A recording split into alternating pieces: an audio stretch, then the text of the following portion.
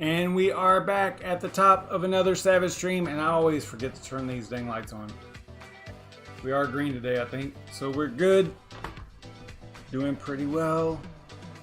Thanks to Dan the Dane for actually mentioning this video or recommending a video like this, because what we're going to be covering is how to set up Ravencoin on a ledger. In my case, it's the Nano. What is this, S? The older one, the older version, not the X, but I think it works exactly the same, pretty much exactly the same for X over an S. So anyway, we're going to look at that, and by the end of this video, hopefully, I haven't done it yet, so this is live, this is real stuff, this is me doing it real time, so hopefully it works. But we're gonna follow along, and hopefully by the end of this you'll be able to do it as well and feel confident that you can do it. So let's go ahead and check this out.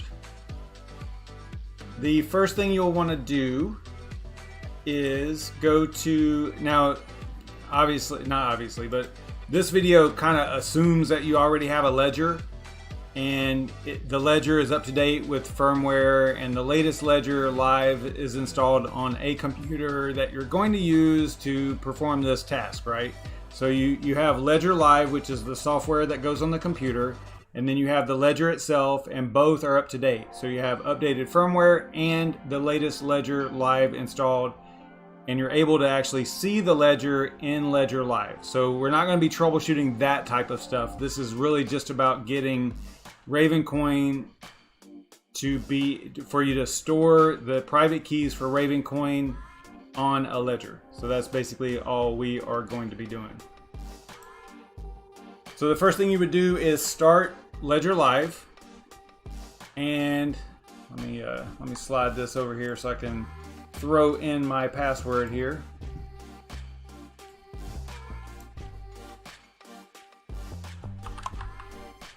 It timed out pretty quick. I thought I was going to be able to not have to do this again. All right, and I do have the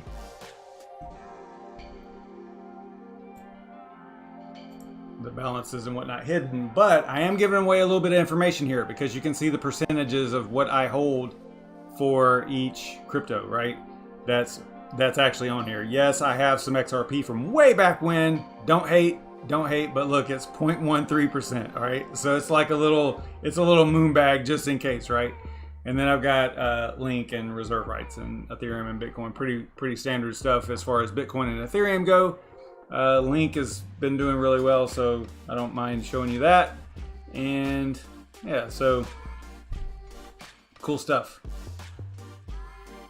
And it's got the values hidden. There's a little button up here for discrete mode, so I've got that selected so I don't give away too much info. All right, so you're going to start Ledger Live. You're going to make sure that the firmware is up to date on your Ledger hardware wallet. And here's the key thing too, is you have to have the Bitcoin app installed on your ledger. Okay, so you have to do that first. You have to, if you don't have the Bitcoin app on your ledger, it's not going to work to put Raven on there. So you have to do that first. And I'm pretty sure mine's on here. Let's check.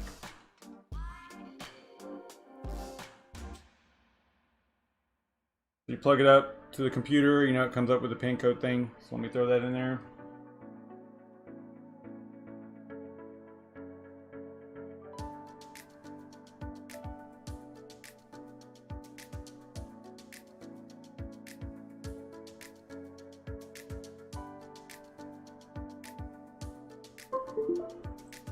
Okay, so now it's unlocked, and you can see it's asking, because Ledger Live is running, so it's asking if I want to allow it. So I'll choose to allow it.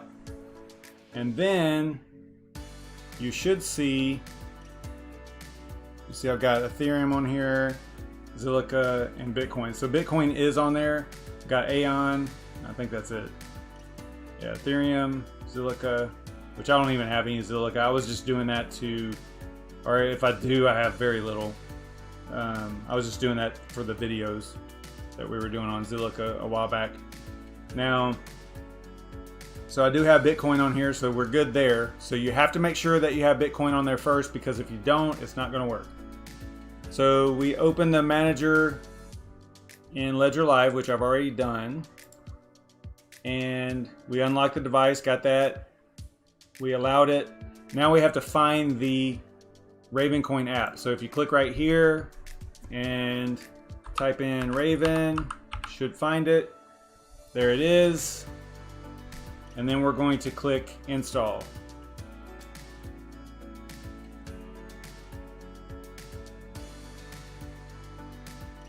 And if you look at your device, it's going to say, well, it did say processing, I think is what it said on there. But if you go back to your Ledger Live, you can see right here it's installed. So we're good there. And then if we go back to the device, we can look and see if Raven is installed. And there it is, Ravencoin, boom. So the app is on here, but you don't have any way of communicating with the app just yet, okay? So that's where the Electrum Wallet comes in. So now we're gonna go over to, we have to go to the Raven releases for, let's see, we need the Electrum Wallet. So the location that we have to do, I'll put this in the description so that we don't lose it, but we have to go to this location here, standard error Electrum Raven. This is like a GitHub for Raven. Let me stop zooming this so much. Okay, so this is where you would download the appropriate software. So you could choose to download the portable, which just means that it's basically a program that runs by itself. It doesn't need, it's not installed. It's just a Electrum wallet. And Electrum wallets are basically not a full node, right? So you're not going to be downloading the blockchain. It's basically like a way of interfacing with the blockchain without having to download a full node and all, you know, all that the stuff that goes along with that. So you're basically just interacting with the blockchain in a very efficient, small, compact way, right? Not as secure as a full node by no means, but it is a convenient way of doing it. You could go ahead and install the software as well. Here's an executable. Here is the actual setup program. I think this time what I'll do is, let's go ahead. Let's just do the portable. And the portable is just going to grab the exe. And if you download that, which I already did, I did that yesterday. So right here is the portable. You can see it through a 1 on there, so it already had it. So I'm just going to go to that, and this is where I grabbed it from. So let me put this in the video description so we don't lose it. I'm not really going to be able to interact with the chat because I got to get through this. So give me a few minutes here, guys. I see people asking about the poker. It's going to be August 15th. It was originally supposed to be August 8th, but we had to change it because there were some key people that weren't going to be able to be there for August 8th. So it's August 15th on Saturday. All right, so we've got that downloaded. And if we come over here, here it is right here. So we're just going to run that. And the first time you run it, it'll ask like, hey, do you want to allow this software because it's potentially bad, right? So you have to do that. Actually, let me just get to that point. Let me delete this and see if it'll fire it off again here. If I download it new again, throw it over there.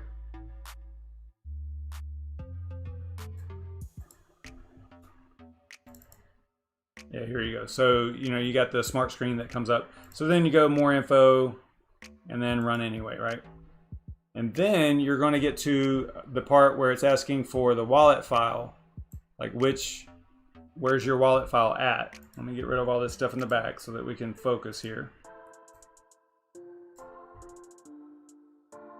All right, so from here, you're going to basically just walk through this. You can name the wallet. I'm going to give it a name. Let's give it Raven Ledger. Sounds good to me. And then next, and you could, choose the location and stuff too. I think that this is going to create it in a default location. So next, and then you're going to want to choose standard wallet. Then choose next. And then you're going to choose use a hardware device. Okay, and then click next.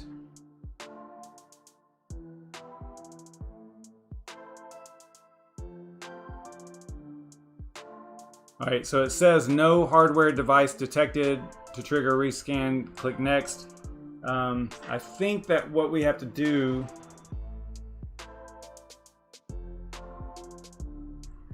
is, let me see, and do another one just in case here.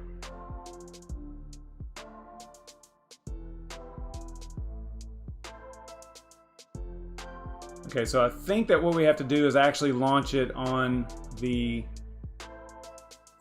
device. Okay, so let me get out of here. So we're gonna come over here to the device, to the ledger, launch Ravencoin. Says application is ready. Okay, now we go back to the Electrum Wallet. Next, to do a rescan. There you go. So now it found it, right? So it's able to store on the device, but it says unnamed ledger. That's fine. I think that's okay. And then we're going to click next. So all I did was I launched the Ravencoin wallet on the ledger. Okay. Choose the type of addresses in your wallet. We'll go with legacy. And then next.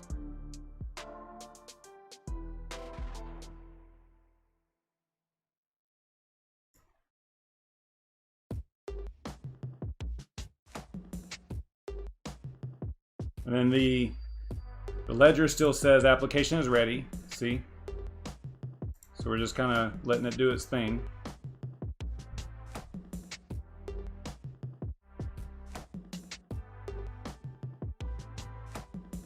So this screen is asking if you want to encrypt a wallet.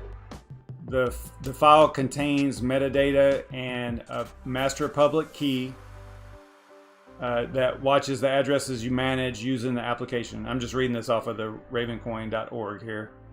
If you do encrypt a wallet, let me back up a little bit here. Private keys are never shared with the application or computer or remain on the device. If you do encrypt the wallet, you will need to have the device connected. Here's the key part. So if you do encrypt the wallet, you have to have the device connected and the Ravencoin app open to use the wallet. If you don't encrypt it, you can open the wallet without the device, but the device will still be required when you send coins or verify a receiving address. Honestly, I would probably leave it unencrypted just for a little bit of ease. You're not going to be able to do anything with the crypto anyway unless the device is attached. But we'll go ahead and choose encrypt. That's fine.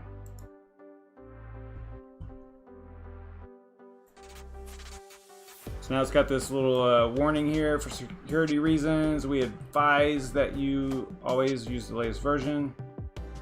Okay, we'll say yes to that. And then here's what the Electrum wallet looks like. Pretty simple. So what we need to do now to kind of test this is go ahead and do a receive. So I copied that address. Now I've got a Ravencoin wallet over here. So I'm going to send. So the label is, we'll give it RVN-Electrum for the label. The amount, let's send 50.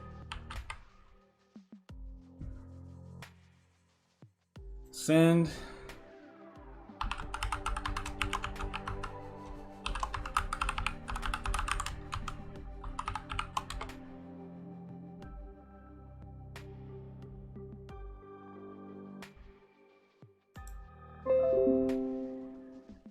right, so it says it sent it.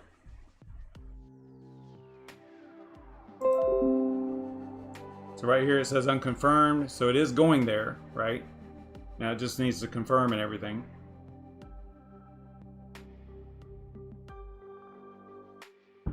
Probably take a little bit of time here.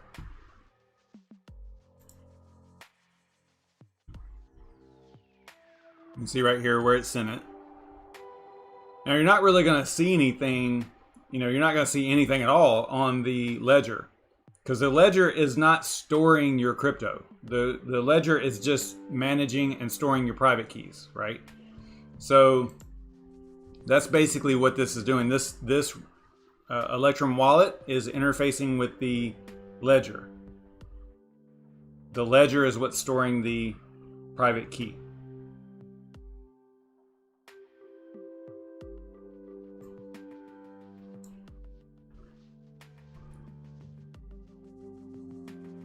And then if you wanted to send, okay, so that switched over. I don't know if I would be able to send it just yet, but I think that the way that we set this up, because it is encrypted, then we are going to have the device connected. Well, actually we would anyway, if we were going to send from that wallet. So from the 50 that we put in this wallet to that one receiving address. So if we were going to send it, then the wallet would have to, or the device, the ledger would have to be connected and open and all that stuff in Ledger Live, and then we would be able to send. Now, I don't think we're going to be able to test this because it's probably not going to confirm in time for me to actually run through that and actually send. But just understand that if you were going to send, you would have to have the ledger connected and open, right, the application ready in Ledger Live in order to actually send from this. You're not really sending from the device, but in order to access the crypto that this device is managing the private keys for. So hopefully that makes sense. All right, I'm gonna check the chat real quick. What's going on, Red Panda, Chancoin, Crypto Mining Lifer, Serpent, what is up? Shuby, what's going on, man? All right, so where is, hey, mine, Crypto Alex USA. So where is Travis Stanberry? What's up, man? Mining Pirate, what is going on? I think I got everybody. So where is Dan the Dane? Because this video is actually for him. He was asking about this last night, so I figured I would try to do a video on it. Don't know where Dan the Dane's at. What's up, Unknown Crypto? What's up, man? Chancoin, did I say your name? I think I did. I don't know. I don't remember.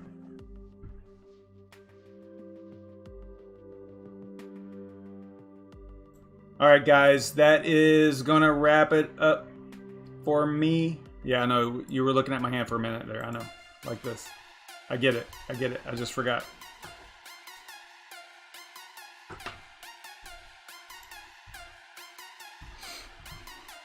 Yeah, so this is probably going to take a little bit of time to confirm. I don't think we would be able to send it. We could try it real quick, just for the heck of it.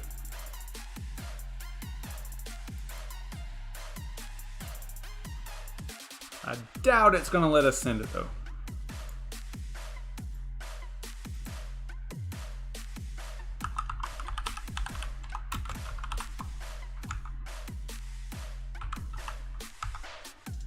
Yeah, see, it's got basically zero available, it looks like.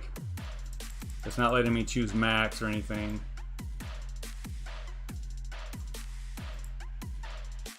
Let's see if it actually lets it go.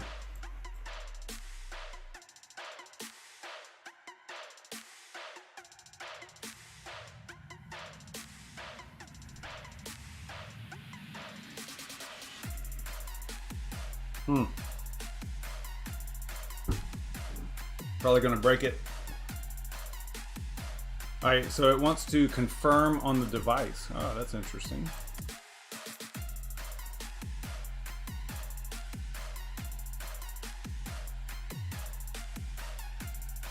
How can I confirm on the device. Oh, there it goes. Look, it says, oh wow, cool, cool, cool, cool. All right, this is neat. So it's wanting to confirm. Let's see, how did I get there? Because, okay, it took a second. It wasn't on there originally. Whenever I first picked this up, it was still on the application, right? And then I just hit the button a few times, and then look, it shows the amount the address is going to, and then whether or not to accept it. And then on the computer in Ledger Live, it's looking like this. See, it's still waiting for me to confirm it on the device. So that's pretty cool. So I'm going to accept, confirm transaction, fees, accept and send again. Okay. Wow, cool. Then over here, it switched over from confirm on device to payment sent. So it actually let me send. That's kind of weird. It did let me send that. I guess it was confirmed enough to allow me to send it. That's one of the bad things about, one of the drawbacks of some cryptos is, you know, like once you receive it, it might take 20 confirmations or 40 confirmations before you can actually send it to the next person, right? So if you receive it, then you have to wait so long before you can actually send it. This was pretty fast. So yeah, cool stuff. That was cool. That was cool that we got to go through that like that. Huh, interesting. Now it's back on the ledger. It just says application is ready, right? Goes back to that. So that's neat. Okay, so that's how you use the ledger with Raven. So we went through the whole thing. That was cool. We actually send it and receive it. Cool stuff, man. I like that. I like that. That's neat. All right, so I'm not storing all my Raven on the ledger though. Mine is in my QT wallet, and it's, like I said last night, it's basically a dang stable coin, a 2-cent stable coin at this point. So anyway, all right guys, I will see you guys tomorrow night. Tomorrow is Friday. It is Crypto Fireball Friday. Be sure you, I don't know what we'll cover, probably like a wrap up of like the week. I don't know what we'll actually go over. It should be pretty cool though, because I haven't drank like this week at all, so I'll probably do my normal once a week, drinking. This is a Ledger Nano S, I believe, right? I'm bad with model numbers and stuff. Yeah, Ledger Nano S. I'm saying S as in Sam or Sierra, not X.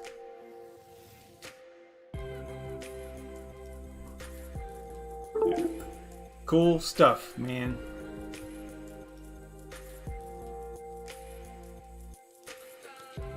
So we will we'll do something tomorrow night. I don't know what it'll be, but it should be fun. Probably about half an hour worth of fun, crypto fun. And then we've got the right on unknown crypto. Thanks, man. I appreciate that. Yeah, it's kind of cool whenever people kind of hang out on a Friday and just kind of, talk some crypto and have a drink. Shuby, yeah, right. I hear you. Never drink. Anyway, so the poker tournament, the charity poker tournament, is coming up on the 15th. We changed it from the 8th to the 15th because there were some key players like Shuby that were not able to be there on the 8th. So we changed it to the 15th, and it seems like that's going to work better for a lot of people, right? So there's a lot of people that are contacting me and saying, yeah, that works better for me too. So that's good. So the 15th of August at 1 p.m., it's a Saturday. That's when the tournament is. It's already scheduled, but you can't register for it yet, I don't believe. Actually, no. You can register. I think you can register. Let me see. Let me make sure we can register.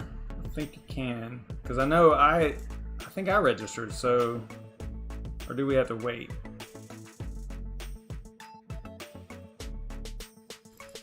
Let's see. August 1st is whenever the registration opens. Okay. And now the tournament, I started it at 1:05 p.m. because last time it kind of caught us by surprise, right? So it started at exactly 1 o'clock, and everybody was kind of still goofing off on the live tables and kind of just chit-chatting and stuff. And the tournament kicked off, and it was like going like full blast, and not everybody was seated, and it was chaos. So I set it for 1:05 so that people know that it starts at 1. Because I have it in the documentation as 1, and then that way it gives us like 5 minutes of slot time there, right? For people to get seated and understand what they're looking at. Because what happened last time was we had a live table going, just kind of goofing around, before the tournament started. And then the tournament started, and those people that were in the live game didn't go to the tournament, so they were sitting out of the tournament. But they were still playing live, and they're like, no, I'm in the tournament, I'm playing. And I was like, no, you're not. You need to get out of that table, that live action table, and get into the tournament table. And so it was kind of like, it was a little bit of chaos there at the beginning. So this will give us like 5 minutes to kind of get settled. No, it's not real money, Crypto Alex USA. It's just like a donation. What we did last time was we were kind of expecting about a $10 donation, but it ended up being less than that. Not everybody donated, but we kind of expect like, okay guys, give us like, not us, but donate like $5 in crypto to play in the tournament. And then if you win, you will be able to determine where the pot goes, your charity, right? Now this time, I think I'm going to give away like $5 in Bitcoin or something, just to give something to the winner, right? So if you do, to give like a little bit of an incentive to actually play and win, right? So I think I'll donate like $5 myself, crypto to first place. I know it's not a lot, but I mean, look, this is all for charity, right? That's the only reason we're doing it. And then last time we had some pretty good, crypto people in there. We had Crypto Wendy O. We had, the technicals from way back, right? From 2 years ago. That was awesome. We had Red Panda Mining. So, Serpent X, Special Forces, Crypto Mining Lifer. We had a lot of people in there. So it was good. I'm looking, hopefully, we had 21 players. So hopefully this time we can get more than that. I think that we can. It's just whether or not, I don't know if maybe it's the time on a Saturday that is affecting it. We tried to get some, bigger names in crypto in there. No one even responded or replied or anything. They're all big time in me. So whatever, I can deal with it. I get it. So it was good to have Red Panda Mining there. That was cool. So yeah, I think it'll be fun. It was fun. The one thing that we might change in the future is the format, because the format is turbo, right? So it's 5-minute levels, and it seemed to me anyway. I'm more of I like a little bit of patience, right? So it seemed a little bit rushed on the making good decisions side of the house, right? Because it's 5-minute levels. You start with 10,000 in chips. I'll play chips, of course. 10,000 in chips, and then the levels are 5 minutes, and they start at 15. What did they start at? Let's go look, because I don't remember.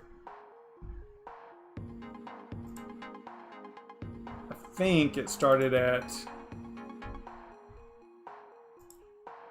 Yeah, so it starts at 15 and 30, and then you have basically 6 levels that you go through before the rebuys are out. Now, in order for you to rebuy, you have to be completely out of chips, and I don't think one person rebought in that last tournament. I don't remember, but I don't think anybody did, and that means a lot. But that means that most people are not playing loose enough, I guess you could say, right? Because there's strategy to a turbo tournament, right? Like, especially in a rebuy situation where you can rebuy the first 30 minutes, right? Like this one. So there's some strategies that you can implement, and if you get into those situations, then you could exploit those, right? So if there were no rebuys, and I need to go look back at the stats, but I don't think that there were any rebuys. But anyway, I know I didn't rebuy, which is a shame. But anyway, so you have to be out of chips in order to rebuy. That's the way the rebuys works. Right here it says rebuys cost 17K, and you can only rebuy if you have lost all your chips. So, and there's no add-on, right? So there's nothing that you can do at the end of the 6 levels. You know, once you get to here, that's it. And then there's annies that start, actually it looks like annies are there all the time. That's kind of weird. I thought they only started at level 6. So anyway, yeah, I mean, it was a ton of fun. It lasted 2 hours. It was like right around 2 hours exactly for 21 players. So it wasn't too bad. I mean, it was something fun to do on a Saturday. Plus, it was for charity. I don't remember how much we raised. I think it was like a couple $100 or 150 or something like that. But it was cool, you know. And then this time maybe we'll have some first place prizes, you know, some Bitcoin or something, $5 or $10 in Bitcoin. Give a little bit of an incentive. All right, guys, I'm just rambling. I will see you guys tomorrow night for Crypto Fireball Friday. Stay savage, everybody. I'm out.